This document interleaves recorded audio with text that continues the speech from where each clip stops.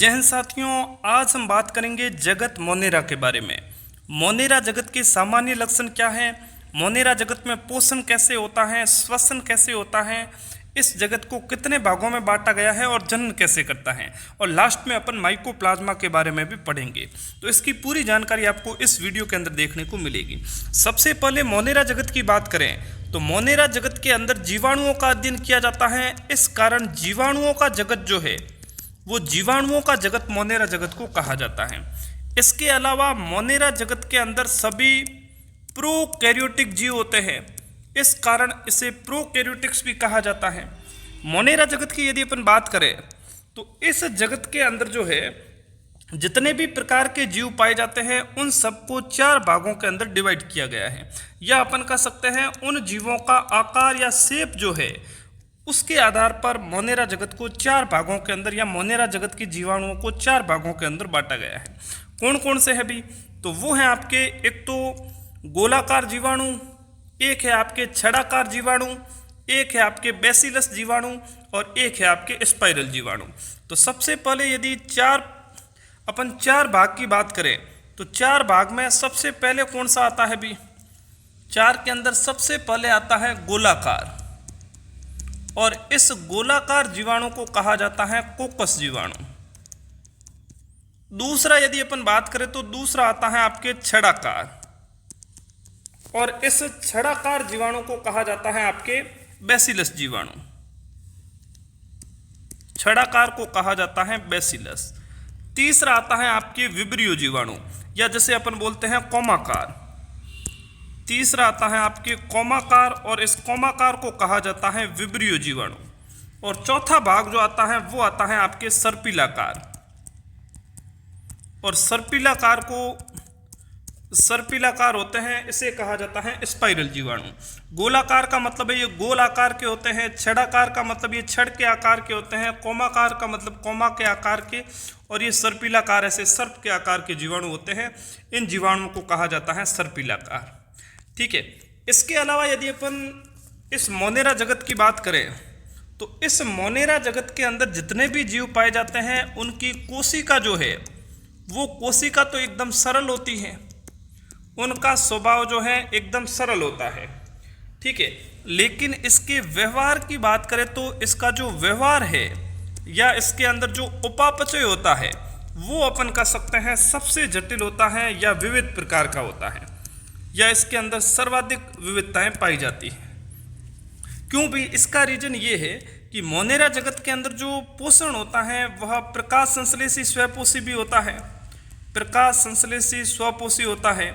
इसके अलावा रसायन संश्लेषी स्वपोषी भी होता है, इसके अंदर परपोषी भी होता है, इसके अंदर मृतपोषी भी होता है, परजीवी भी होता है। तो अपन कह सकते हैं कि पोषण के आधार पर ये अलग अलग प्रकार का होता है। इस कारण कहा जाता है मोनेरा जगत का व्यवहार और उपापचय जो है वो सबसे विविध प्रकार का होता है। इसके बाद यदि अपन बात करें तो मोनेरा जगत को मुख्यतः 2 वर्गों के अंदर डिवाइड किया गया है। एक तो मोनेरा जगत के अंदर वे जीव आते हैं जो बहुत ही पुराने होते हैं, उसे कहा जाता है आद्य बैक्टीरिया। सबसे पुराने जीव होते हैं उनको कहा जाता है आद्य बैक्टीरिया। इस आद्य बैक्टीरिया का मतलब ये है, मोनेरा जगत के अंदर सबसे प्राचीनतम जीव होते हैं उसे कहा जाता है आद्य बैक्टीरिया। आद्य बैक्टीरिया, आद्य का मतलब होता है पुराना या प्राचीनतम। तो प्राचीनतम या सबसे पुराने जो जीवाणु होते हैं उस पुराने जीवाणु को कहा जाता है आद्य बैक्टीरिया।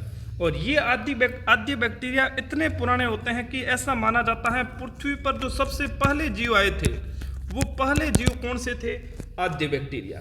इस आद्य बैक्टीरिया की यदि अपन बात करें तो इसकी भी कुछ खास विशेषता होती हैं। ये एक तो अपन कह सकते हैं सबसे प्राचीनतम और पुराने जीव होते हैं, और इसके यदि अपन आवास की बात करें तो इसका आवास बहुत ही जटिल होता है। इसका बहुत ही जटिल आवास होता है, या अपन कह सकते हैं इसका आवास बहुत ही कठिन होता है। अब कठिन आवास है तो इसका कुछ न कुछ अनुकूलन भी होगा। तो इसका अनुकूलन किसके कारण होता है, अनुकूलन होता है इसका कोशिका भित्ति के कारण। क्यों भी, क्योंकि इसकी जो कोशिका भित्ति है कोशिका भित्ति किससे बनी होती है? इसकी कोशिका भित्ति जो है, इसकी यदि कोशिका भित्ति की बात करें तो वो बनी होती है आपके प्रोटीन की। और प्रोटीन भी कौन सा? ग्लाइकोप्रोटीन। एक तो होता है ग्लाइकोप्रोटीन और एक होता है साथ में पॉलीसेकेराइड। तो अपन कह सकते हैं आद्य बैक्टीरिया प्राचीनतम जीव होते हैं, जटिल और कठिन आवासों में रहते हैं। भित्ति की बात करें तो भित्ति इसकी प्रोटीन की बनी होती है। प्रोटीन में भी ग्लाइकोप्रोटीन या अपन जिसे बोल सकते हैं ग्लाइकोप्रोटीन और पॉलीसेकेराइड जो है दोनों।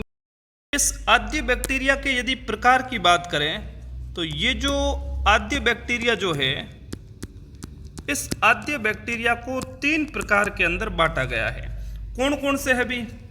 एक तो है आपके मैथेनोजन जीवाणु, एक है आपके थर्मोएसिडोफिलस और एक है आपके एलोफाइल्स। तो अपन कह सकते हैं आद्य बैक्टीरिया को 3 भागों के अंदर डिवाइड किया गया है। अब सबसे पहले यदि मैथेनोजन की बात करें तो मैथेनोजन से मैथेन, तो पहली बात तो हो जाएगी ये मैथेन या CH4 का उत्पादन करेगा, ठीक है। दूसरी यदि बात करें तो मैथेनोजन जो है यह एक प्रकार का अवायवीय होता है, ऑक्सीजन की अनुपस्थिति के अंदर भी कार्य करता है। और ये कहाँ पर पाया जाता है? तो ये आपके जो एक तो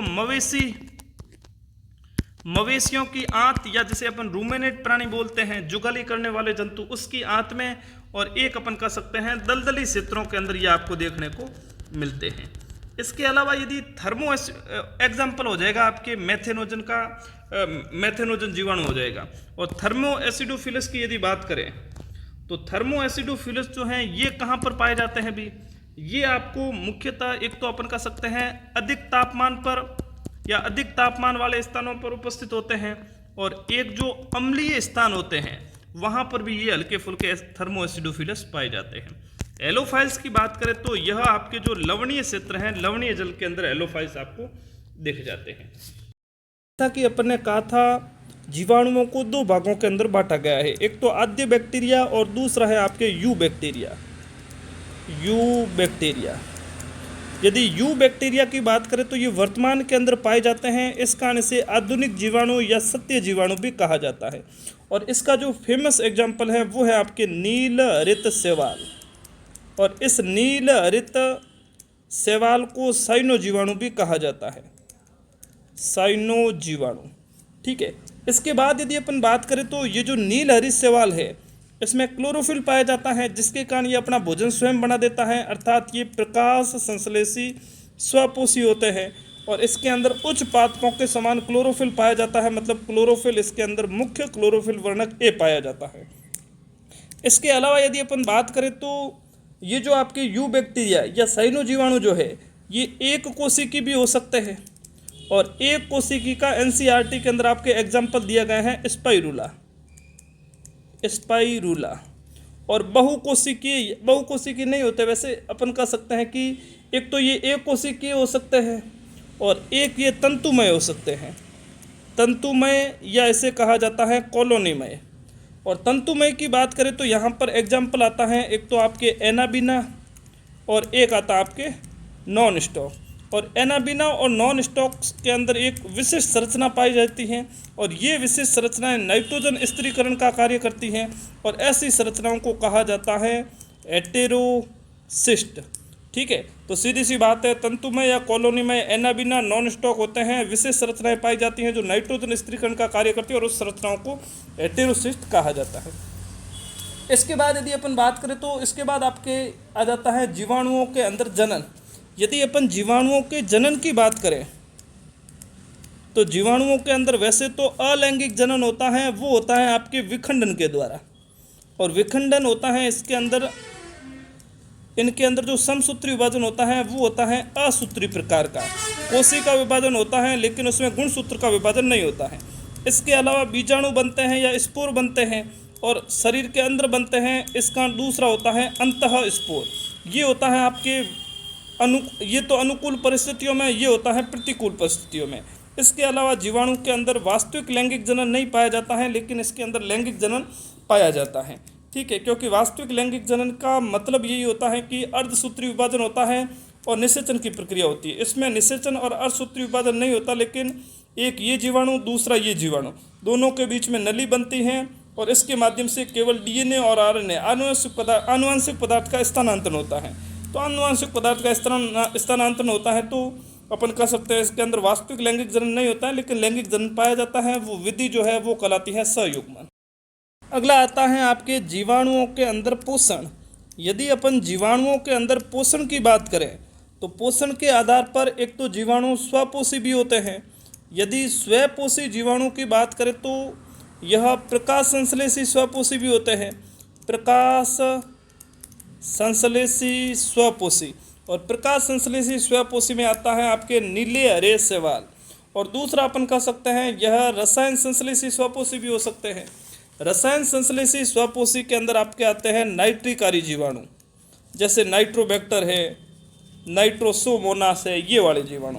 अब रसायन संश्लेषी नाइट्रोसोमोनास ये वाले जीवाणु आते हैं। ठीक है, इसके अलावा यदि परपोषी की बात करें तो परपोषी की यदि बात करें तो परपोषी जीवाणु जो है तो बहुत सारे ऐसे जीवाणु होते हैं जो परपोषी के रूप में कार्य करते हैं, जैसे LAB लैक्टिक एसिड बैक्टीरिया जो दूध से दही बनाने का कार्य करता है। इसके अलावा जो प्रतिजैविकी के रूप में काम आता है, स्ट्रेप्टोकोकस न्यूमोनी वगैरह जो है वो भी परपोषी के अंदर आता है।